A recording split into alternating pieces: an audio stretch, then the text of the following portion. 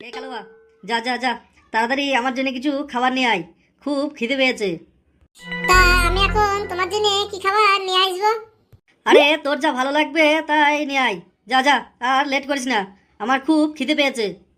আচ্ছা আচ্ছা ঠিক আছে, তাই যাচ্ছি। তা পয়সাটা দাও।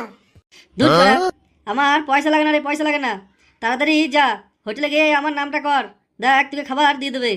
মদনের বিরিয়ানির দোকানে যা, যেয়ে বলবি পচা মস্তান 2 প্লেট বিরিয়ানি দিতে বললো, আর সঙ্গে চিকেন তন্দুরি কাবাব। বুঝতে পারছিস? যা যা যা। আচ্ছা আচ্ছা ঠিক আছে গুরুদেব।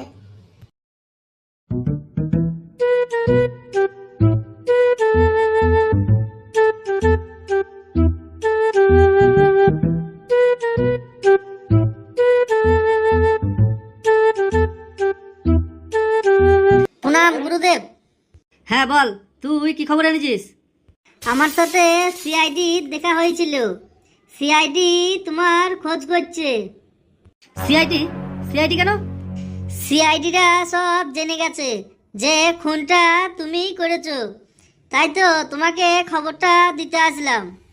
তুমি এখান থেকে অন্য কোনো জায়গায় চলে যাও, নাহলে সিআইডি এখানেও চলে আসতে পারে। সিআইডি আমাকেও নিয়ে গেছিল ওদের সাথে, কোনো রকমে বেরিয়ে চলে আসলাম। তা তুই কিছু বলি নাস তো? আরে না না গুরুদেব, আমি কিছু বলি নাই। তাইলে আমি বাগান বাড়িতে থাকছি, বুঝলি? সিআইডি যাতে খবরটা না পায়। আচ্ছা আচ্ছা ঠিক আছে।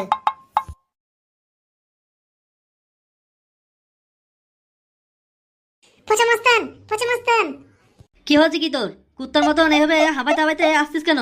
আর আমার বিরিয়ানি কই? আরে রাখো তোমার বিরিয়ানি। আমি বিরিয়ানির দোকানে যেতেই দেখি সিআইডি তোমার খোঁজ করছে, তাইতে আমি তোমাকে খবরটা জানাতে আসলাম। তাড়াতাড়ি তুমি এইখান থেকে চলে যাও, নাহলে এখানেও কিছুক্ষণের মধ্যে চলে আসবে। বুঝ বড়া, সালা সিআইডি গুলো হচ্ছে সেরকম, আমার পেছনেই পড়ে আছে, ওদের আর কোনো কাজ ধান্দা নাই। আচ্ছা, আমি বাগান বাড়িতে থাকছি, ঠিক আছে? সিআইডিরা যদি তোদেরকে জিজ্ঞাসাবাদ করে, তোরা যেন কেউকে কিচ্ছু বলবি না। আমার ব্যাপারে যদি কিছু জিজ্ঞাসাবাদ করে, বলবি আমরা চিনি না। আচ্ছা আচ্ছা ঠিক আছে, তুমি তাড়াতাড়ি এখান থেকে যাও, নাহলে এক্ষুনি চলে আসবে। হ্যাঁ হ্যাঁ তাড়াতাড়ি যাও, এই দিকটা আমরা সামলিয়ে নেব। আচ্ছা বেশ, ঠিক আছে, তবে আমি যাচ্ছি। কথাটা যেন তোদের ভালোভাবে মনে থাকে। শোন কালুয়া, মুখটা বালের মতন করে রাখিস না, ঠিক আছে? এখনই যদি সিআইডি চলে আসে, তাহলে ওরা বুঝে যাবে যে আমরা ভয় ভয়ে আছি, আমরা সব কিছু জানি।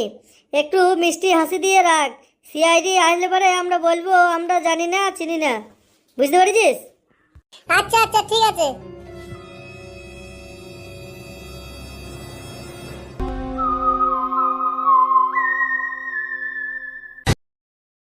কিরে, পচা মস্তান কোথায় গেছে? পচা মস্তান? পচা মস্তান আবার কে? আমি কোনো মস্তান টস্তান কেউকে চিনি না। তবে আমাদের কাছে বললো এইটাই পচা মস্তানের বাড়ি, তাই তো এখানেই খোঁজ করতে আসলাম। আমার মনে হয় আপনাদেরকে মিথ্যা কথা বলা হয়েছে। এই ছোড়া, এই তোর নাম কি রে? আমার নাম কালু গো, কালু। দেখ, তুই কালুই হ যাই হ, এখানে পচা মস্তান কোথায় গেল বল? পচা মস্তান? পচা মস্তান আবার কে? আমরা খুব ভালো করেই জানি যে এটা পচা মস্তানের বাড়ি, বুঝতে পেরেছিস? আমাদের সাথে কোনো রকম চালাকি করবি না। এইভাবে মনে হচ্ছে ওরা মুখ খুলবে না, পিঠে দু চার ঘা পড়লেই সব আপনি আপনি বলে দেবে। কিরে, ভালোই ভালোই বলবি না কেলানি খাবি তারপরে বলবি সব কথা? আমার কি মনে হচ্ছে জানো অভিজিৎ? কি স্যার? আমার মনে হচ্ছে ওরা ক্যালারি না খেয়ে কোনো কথা বলবে না। ঠিক বলেছেন স্যার, এদের দু চার ঘা না খেলে এরা কিছু বলবে না। এদের মুখ থেকে কি করে যে কথা বের করতে হয় সেটা আমি খুব ভালো করেই জানি। দেখ, তোদেরকে আমি ভালোই ভালোই জিজ্ঞাসা করছি, সব কিছু আমাদেরকে বল, নাহলে তোদের খুব দুঃখ আছে বলে দিলাম। আমরা সত্যি বলছি গো, সত্যি বলছি, আমরা কিচ্ছু জানি না। অভিজিৎ, এইভাবে হবে না মনে হচ্ছে, যাও যাও, দু চার ঘা লাগিয়ে দাও। আর মেরে না, আর মেরে না। ছেড়ে দাও বলছি, ছেড়ে দাও। মার মার মার, আরো বেশি করে মার।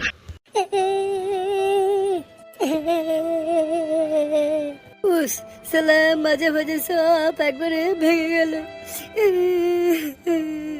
কিরে আমাদেরকে সব বলবি না তোরা এইভাবেই কেলানি খাবি?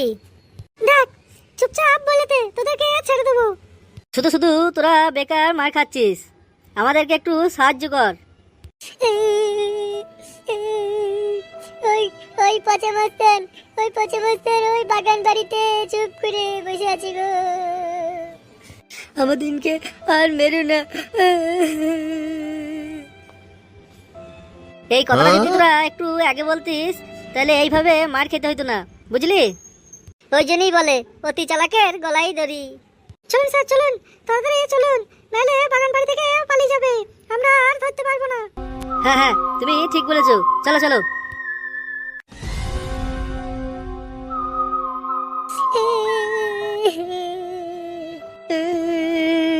শালা কি মার মারলো রে, এরকম মার আমি বাপের জন্মেও খাই নাই রে।